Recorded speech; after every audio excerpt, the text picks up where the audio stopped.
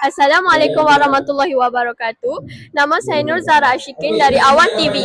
Pada hari ini, sekolah kami menyambut Hari Guru peringkat sekolah. Jom kita saksikan.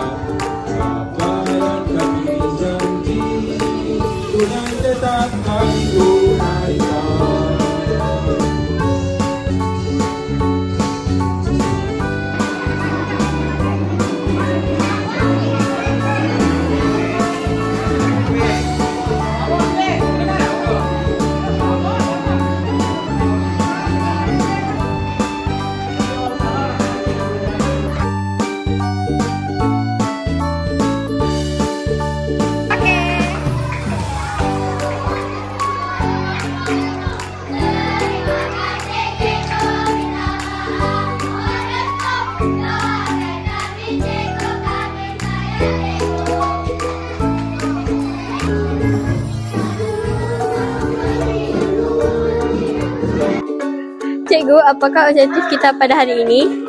Ya, Assalamualaikum warahmatullahi wabarakatuh. Terima kasih. Saya nak maklum objektif Hari Guru peringkat sekolah hari ini ialah untuk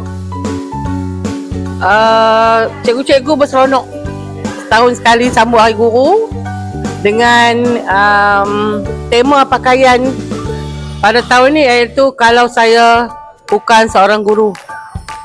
Jadi kita boleh nampak lah macam-macam pakaian yang cikgu-cikgu pakai. Contoh macam saya pakai ni. Kalau pergi kat luar pun ingat doktor lah kot, kan? Doktor bilik bedah pergi keluar, pergi merata.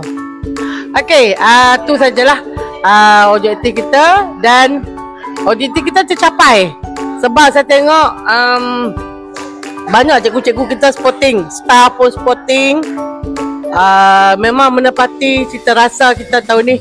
Kalau saya bukan seorang guru, semua guru-guru sporting, terima kasih kepada semua cikgu dan staff kerana memberi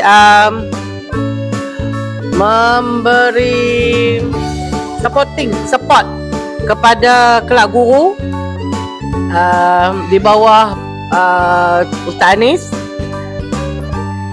Makanan pun okey, murid-murid pun, ibu bapa dan waris pun banyak bagi hadiah pada cikgu-cikgu semua.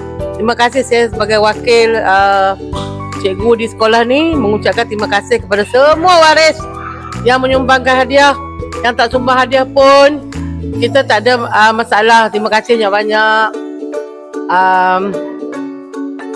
Jadi itu sajalah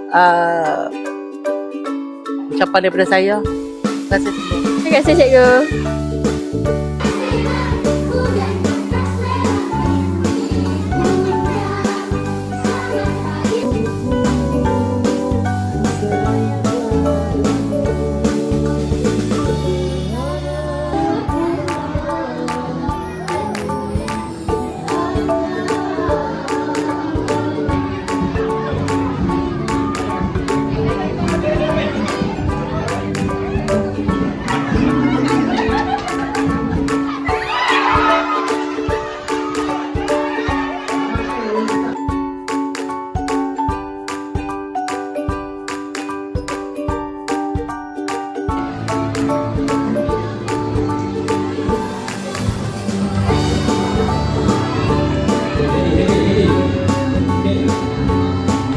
Sekian semua laporan saya pada hari ini. Jangan lupa like dan subscribe channel Awan TV. Bye.